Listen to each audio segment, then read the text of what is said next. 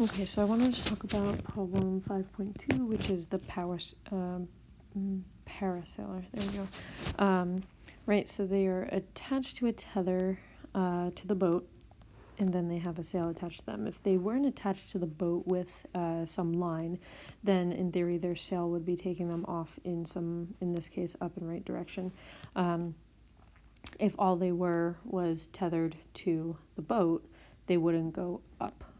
That would be then a jet ski or balloon ski tube. I forgot what that was called. But I've never done that. So here's what our diagram looks like.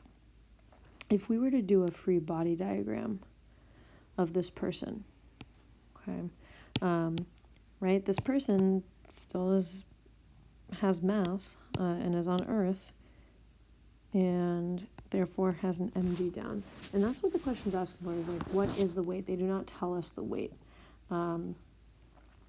But let's go ahead and draw all the other things that are happening. So the tension is going down and to the right towards the boat at what we were calling 17 degrees, and we'll call this tension. And they gave us that value of 2100 newtons. And then we have some the sail going up like this, 30 degrees. And we'll call this the pull. Pull S, pull from the sail. And I know they didn't tell us that it was a pull. I think they said maybe force of sail. But anyway, you can denote it however you want. You can say force from sail or pull sub S, as long as you are making sure that we understand it's from the sail. And those are the only forces that are acting. There's no normal force because this person is in the air and suspended in the air and is not on a surface. But it's the tension and the pull that have to do with how this person is moving. The other important thing is they tell us that this person is moving at a constant speed. Okay. Why this is important is the acceleration in the x and y direction are both 0. Constant speed means that we have no acceleration. Now remember, there's another way that we can think about these vectors, and we have mg going down, and we have this pull from the sail in the x direction, and we have this pull from the sail in the y direction. And tension also has two components. We have tension x, and we have tension y. Okay, so let's put these into our diagram. The tension y is going down. The tension x is going to the left. And if we do our sail, we have the pull from the sail in the y, and we have a pull from the sail in the x. So, right, here's our free body diagram, which again is helping us figure out how many forces we have acting in the y direction and how many forces we have acting in the x direction. Now we can think about these two places or these two directionalities independently. Okay, so if we're thinking about the net force in the x direction, we have two things going on. We have the tension from the x component, and opposite of that is the pull from the sail in the x component. And we know that this is equal to ma, and we said that a is 0. So tension in the x is equal to the pull from the sail in the x. Okay, I'm just rearranging that equation. If we come to our y, F net in the y, here we have three things, right? We have pull from the sail in the y minus mg minus tension y. Okay, because mg and tension y are both going down, and our pull from the sail is y going up, our acceleration is 0 again. So what we can say is the pull from the sail on the y is equal to mg plus ty. Okay, now I haven't put any numbers in, which is totally fine, but we just have our equations that are telling us what is equal to what based on Newton's second law. Now, if we think about tension in the x, okay, so our tension in the x, we know that the x is adjacent to our 17, so in order to get txy, we do 2100 times the cosine of 17. And we can actually do that math, right? We can do that out, which I'll do in a second. Ty, in this case, is opposite, so we would do tension sine 17. Now, they did not give us the pull from the sail, which seems a little disconcerting at the moment, but let's just, if we knew the pull from the sail, and I'm just going to move this over so I have a little room to work with. I know whether I'd be using sine or cosine because I do have the angle.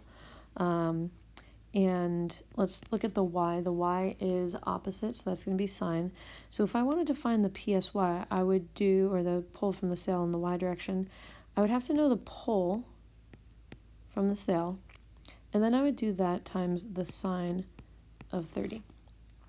Okay, I don't know the pull of the sail, so I can't do that part of the math, but you can, from your calculator, actually do the sine of 30, right? That, like, you can enter that and you would get a value. The sine, or the pull from the sail in the x direction is going to be the pull from the sail times the cosine of 30. Okay. Now that I have some of these at least partially worked out, or in terms of tension completely worked out, if I come over here, I can start plugging into equations, and I can say, okay, whatever 2100 times the cosine of 17 is, that is going to be equal to, we got the x direction, the pull from the sail times the cosine of 30. And if we do some of this math, 2100 times the cosine of 17 is, I don't actually have that math done out. And my calculator's upstairs. But in any case, we can do this and we can get a value. And if you do the cosine of 30 in your calculator, it comes out to 0.866. Right? So I have a number on the left side is equal to some variable times 0.086. So all we're doing is we're going to solve for the pull of the sail is equal to 2100 cosine 17 divided by 0.86, and that gets us a value for the force or the pull from the sail of 2318.98 newtons. Okay.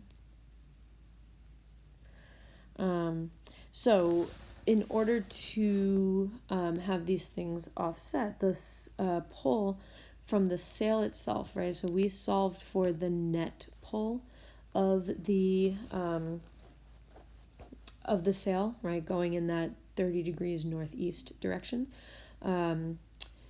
The x component would be cosine 30 of this is equal to the 21 cosine 17. So we found the pull of the sail, which actually helps us. Okay, if we come over to what we have on this side, the pull of the sail in the y is pull sail sine 30, and we said that that's going to be equal to mg plus tension in the y, as we see up there, is 2100 sine 17. Okay, now the question asks us for the mass of this person, or the weight of this person. So we are trying to solve for mg, but as this equation is set up, we do not know, right? We have two unknowns. We have, technically the mass is unknown, but we're going to say mg is unknown. And we don't know the pull of the sail from the y direction. But we do know that whatever the pull of the sail times sine 30 is, that is y. And using our x information, we actually found this value, right? So it's kind of like a system of equations, or we use the x information to solve for something that we can plug into the y information. So we can take 2318.98 times the sine of 30 is going to be equal to, we got mg plus whatever the value of t sine 17, which I ended up getting as, well, actually, we'll do that in a second. Just want to make sure that we are clear that all I'm doing is plugging into things, right? This ty is in the yellow, and we found ty up in our first diagram. So what we get here when you do 2318.98 times the sine of 30 is 1159.49 is equal to mg plus, and when you do the sine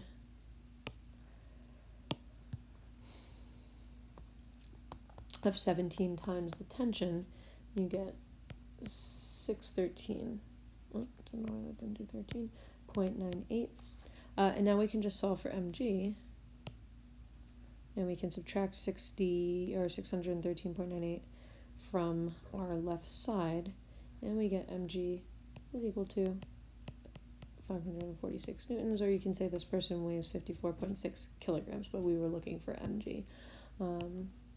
So again, this is similar to the last video of when we had to pull up in the right direction in figuring out what the acceleration was. We had to look at the free body diagram and think about what's going on in the x direction and what's going on in the y direction. And we're really just using Newton's second law, right? F equals ma, or F net equals ma, and we're using the free body diagram to find the net forces that then allows us to do what we're doing. And we're assuming sometimes, there's no motion in one direction, so we know that the equation is equal to 0, and that helps us with information to solve for the second